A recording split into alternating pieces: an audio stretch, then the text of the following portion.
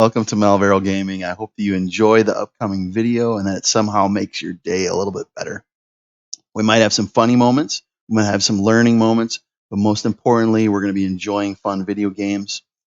You're welcome to follow us on Twitch so that you don't miss any of our upcoming live streams that happen every week. Let's get started. Okay, creating, building. All right, here we go. So, this is another Horde base. And I'll admit, I got some of the inspiration for this base from, I forget the guy's name. He sounds kind of like he has a European accent. Older guy on YouTube that always does like 7 Days to Die videos. But he had a video, you could look it up, but he built a death corridor into the side of a mountain. Like, I don't know, maybe 20, maybe alpha 20.3 or 20.5, or I don't know, one of the previous alphas. And his was different in that his theory was he used the mountain as a means of like basically protecting the base from getting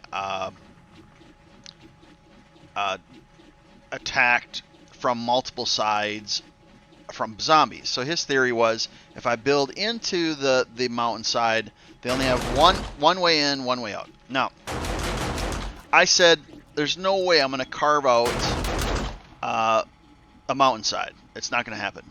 And so what I did is I found a flat place, just a parking lot. All this is a parking lot. You can see the parking spaces, right? So it's just a parking spot, a parking lot in one of the worlds. You could find parking lots in any major city.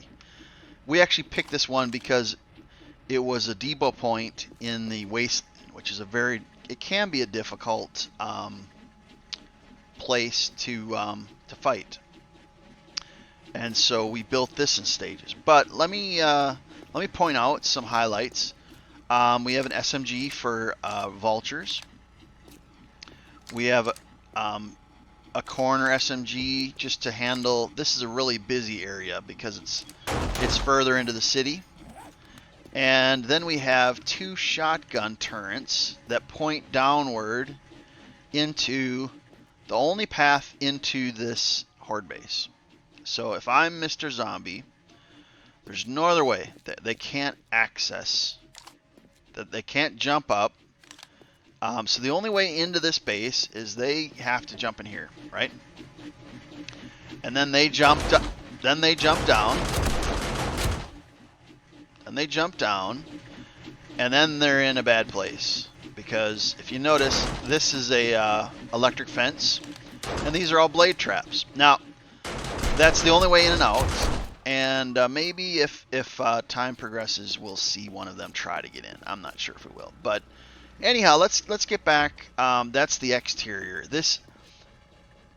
The pro of this base is, man, it can deal some serious DPS with those blade traps. Everything's self-contained. I'll show you we have a collector for like loot bags. But the downside is this is so labor intensive, and it requires so many mats. This actually was the edge of our horde base, and we found when we built it, our first horde night, we found that they were actually breaking through a back wall, and so we theorized, let's make these walls 2 blocks deep, concrete, 2 deep. So these are 2 deep, and the 2 deep blocks go, what was that, 3 high? And once you're inside, you can kind of see that's where we were standing just a moment ago, and you can kind of line up, you know, your headshots. Easy to get headshots here. You can still crouch and get your headshots easily, right? Just, you know, line up your scope or your M60 or your shotguns or whatever. And the significance of this is that when the zombies die in this death corridor, when they drop stuff, let me just kind of point. Let me get this here. Alright, that turned it all off. When they come up here and they drop something, let me just see if I can drop something real quick here. What'll happen is they'll drop their loot bag, right? And then us, the player, can reach in there and grab that loot bag. When the Horde Knights get crazy and there's just a massive amount of zombies, there's so many loot bags that they actually push through these slots. But if you notice, let me point this out again here. The way that this is built, this is on a slant, right? So everything kind of rolls with the slant into the slots, and then all the loot falls into those spots. Now let's go back. The other thing I'll point out is the blade traps. This is a two-person horde base, and the person, there's one person that basically the entire time they're stationed here, right? And they're holding down this corridor with like gunfire. The other people, the other second person or the third person, you know, they're going up here, they're repairing blade traps because they will take damage, right?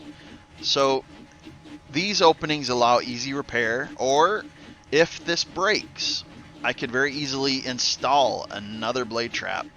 And since my relay is so close, during a Horde Night, I could replace this blade trap and then wire it, and I would not compromise the rest of this base. Now, the fella that inspired this base design for me, I think he went 3 blade traps wide. Like he had a longer corridor, but I theorized I'm not sure I need 3. The cost of building this base was so intensive, and Elijah's like, how much more concrete, how much more cobblestone, and it was just like Lige spent hours like looting mats so I could build this, and all I did is build it, right? So it runs, this handles the blades and the darts. Now I'm going to turn it off just once again, but you'll see this right here. Hear the click? Now, the significance of the darts is that standing right here, this would hit me in the head, right? The zombie would hit me in the head. This one, and then it sees this spot as like an open doorway, right?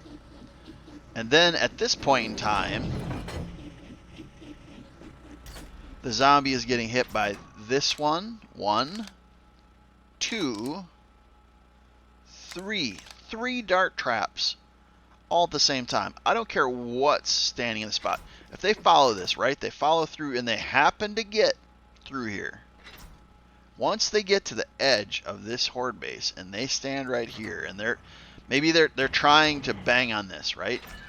Trying to get through. They're trying to get through. Now, newer versions, the zombies can actually crawl over the top of this, right? So I understand that once they get to the door, you know, you really got to focus on killing whatever gets here. But theoretically, if they get to this point and they're trying to bang on a door or on this hatch, they're getting hit by 1, 2, 3 dart traps, and that takes down a lot. So it's like an AFK function, where if you had to step away, oh, I need more ammo, and the horde is still showing up, it could clear out some zombies. Not like a whole rush of people, but it could clear out some. And as you can see, these boxes, and a lot of this, the majority of this is like what Lige looted. He was the hunter, the looter. But look at all of this stuff. And this was day 34. Sophia would sometimes join in, but it was pretty much a duo playthrough. And then, you know, stuff to sell. We had a land claim block down. I started a box just for building a new base, and then we collected books in case Sophia or anyone else wanted to read and learn skills. And then, of course, I built a little entertainment area with a nice little couch and a TV. I wish the TV was bigger, but you know what? This is the apocalypse. We can't have everything. So as I mentioned, we have blade traps, and they can be repaired, reinstalled. We have a loot system where all the loot bags would fall down that incline onto the floor, and you could access them. You could access along this entire corridor. You could access loot without getting in a place where the zombies could actually attack you. There is some functional items, some decor, the pumpkins and the couches and stuff like that. But this base, it will work. It'll do some serious work. And I've actually had it where Lige is up here, right? So he's standing off center right, maybe off center right just a little bit, up against this little block right here, right? And he's shooting, and then I'm standing ground level just to his left, and I'm shooting. And so having the double opening allows two people to shoot down this corridor, right? Now you'll notice I also tied lighting to this, so I can kind of tell when the system is on, right? Have cops exploded in the hallway? Yes, they have exploded. And that's the reason why you have to have at least a second person. And all they're doing, second person, they're running upstairs. Oh, let's run upstairs. Let's reload the turret. Oh, let's reload the turret. Reload the turret. Let's go over here. Reload the tournament. And all they're doing is reloading, and then they're coming back down. Okay, we got to get down here. And then they're running over here, and the blade traps are taking damage, and they come over here, and the second person is scurrying right over here. Got to get over here and repair. And you have one dedicated DPS player, right? That's just all Horde night. They're just shooting down this corridor rather, and just dealing damage all night long.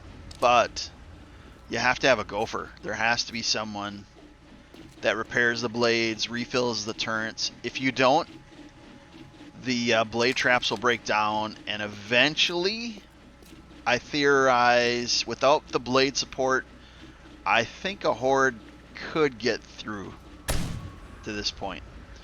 Otherwise, it's all self-contained. If we had a wandering Horde come up, I wouldn't even wander. I wouldn't even worry about it. Any non-Horde Night group of zombies, this would just chew them. And so it would require a ton of mats. A ton. You would spend hours collecting mats, even with a duo team. So the downside is, this is a small footprint to do what this base does. Look at this right here. Okay, look at this. Okay, let me make a block here. Just to give you perspective. All right. So the question is, well, Mal, could you shrink the footprint a little bit?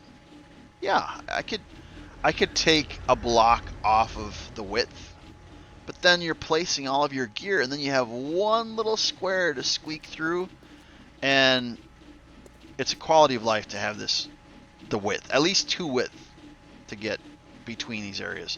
The same over here. Could I have shrunk the length of the base?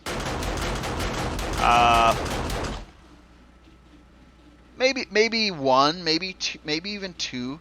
The reason why I liked giving a little more room is, if for whatever reason things got really bad and they were here, I wouldn't want to have to be right up on this door fighting. I'd want to have the ability of stepping back just a little bit. But it's a great base if you have two or more players. It is not possible with one player. You may say, but Mal, you built this base. And obviously, Lige helped with materials as well as Sophia, and I'm thankful for that. But surely, if you built the base, you'd be able to run this alone without people. Nope, I would not. I would not. I would stand here dealing DPS, and what would eventually happen, the blade traps would begin to run out, or blade traps would begin to damage out. The turrets at the front, the shotgun turrets, they would run out, right? Because notice, it's not just one turret. 1, 2, and then this one actually looks at more at the parking lot. So there's 1, 2, 3, 4, 5 turrets topside. A junkie that sometimes I could move around, but there's no way, even having built this myself with the help of others, there's no way, even me being intimately aware of every little corner of this base, there's no way I could run this on a Horde night as one person. So this is a 2+ person Horde base, but it is good, man. It does work. And I must say, when you're in the middle of a Horde night and all those loot bags start loading up this little ramp and they start gushing out of the little ports onto the floor, and I've posted a screenshot to Steam, but you might have 30, 40 loot bags just laying there. It's amazing. There is 0 loot bag loss in this base, because once they get into this kill corridor, it all rolls down, and then you can access it anywhere along the path. You can access loot bags, so there's 0 loot bag loss, and it's a great base, but it is very labor intensive. So that being said, we're going to jump on our motorcycle and we are going to look at one more Horde base while we're in this world. Let me make sure I can get my act together here.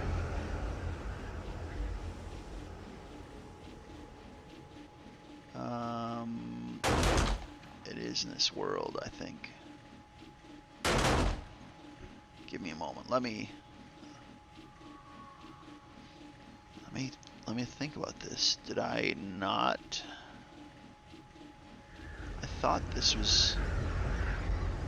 What I'm looking for is I thought that I had another Horde base here. Maybe I didn't. But anyhow, regardless, this showcases the kill corridor Horde base. It's really great. You got to find a parking lot, which there's lots of in every town, but what a massive footprint. This takes so many mats. I would be reluctant to build another base like this because it's costs so many materials.